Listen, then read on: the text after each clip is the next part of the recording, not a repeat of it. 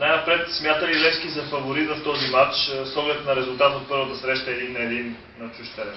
Myslíte si, že Levský je favoritom v tomto utkaní, lebo sme hrali v Žiline 1-1? Tak ten výsledok je lepší pre nich, pretože my musíme dať gól a nesmieme dostať. Да, резултатът е за Левски по-добър, защото ние сега сме принудени да вкараме гол и те да ни вкарат на нас. Niektorí hráči si mali zranených, ako to je vlastne deň od dňa, či už sú pripravení 100% na špíť, alebo niekto má na mysli vládať. Mali, aby vedel preložiť. Ešte raz. Áno, tak teda zranení hráči sú v poriadku. Odpovedzte. Ja si myslím, že všetko je k dispozícii a mimo Ježa, ktorý dostal červenú kartu, všetci môžu hrať. Въпросът беше от контузените играчи, всички възстановени ли са? Отговорът е, че да, единствено Еш, който не може да играе за червения картон. Колеги, моля за малко внимание. Само тишина, телефоните да изключите, ако може. За 10 минути свършиме по-бързо. Всички очакват от вас да направите някаква промяна в отбора. Има ли такава? Усещате ли? Všetci očakávajú od vás, že urobíte nejakú zmenu v klube. Aj vy to tak cítite? Že treba to urobiť?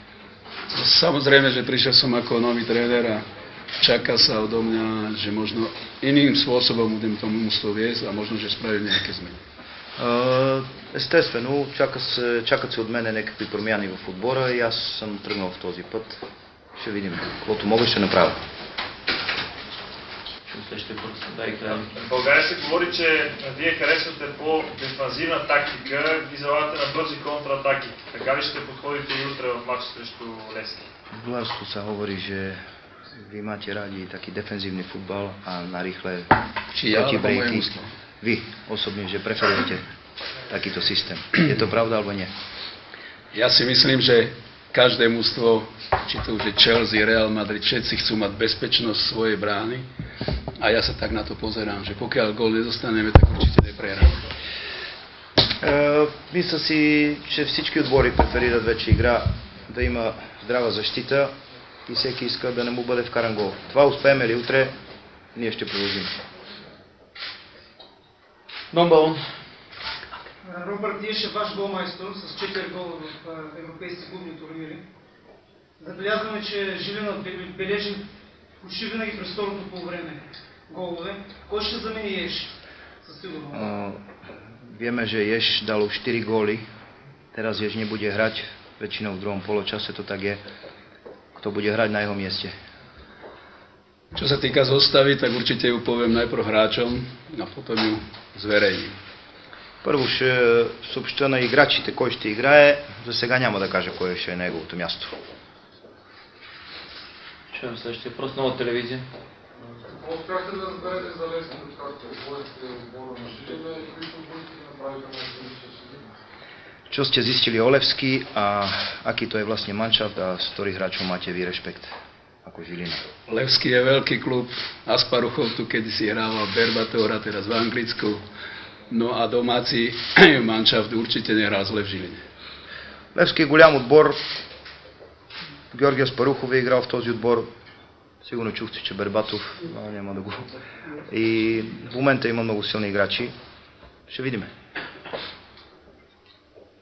Ja by som sa spýtal, pán Radovský, ako z vášho pohľadu vplýva na mužstvo tá dôležitosť toho zápasu a v konečnom dôsledku ako vplýva aj na vás?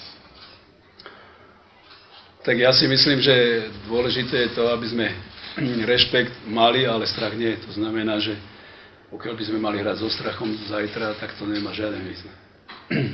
В какво настроение е отбора и как това ще започне, той отговаря, че не ги е страх от нищо. Пак казва, ще покаже самия матч, като излеземе на терен. Може да се каже, че това е матчът на сезона за отбора на Жилина или ако отпаднете, ще го преживеете нормално, без да има травми? Môže sa povedať, že toto je pre Žilinu zápas roku, alebo aj keď prohráte, že to budete brať športovne a normálne, že život ide ďalej, nebude to žiadna veľká tragédia. Samozrejme, z jednej strany je to zápas možno roku pre Žilinu, pretože to mužstvo je, alebo celý ten klub je veľmi ambiciózny a potreboval by nejaký väčší úspech. Ale na druhej strane prehry patria k futbalu určitým spôsobom. Pokiaľ super bude lepší, tak budeme musieť po zápase pogratulovať. Естествено, но все пак очакваме ние много добре да се справиме тук. Играчите и целият отбор просто са много амбицирани, но ако изгубиме, ще си подадем ръце, ще пожелаем на Левски много успех и това е. Да чуем следващия въпрос. Как определяте шансовете на вашия отбор да продължи в процента?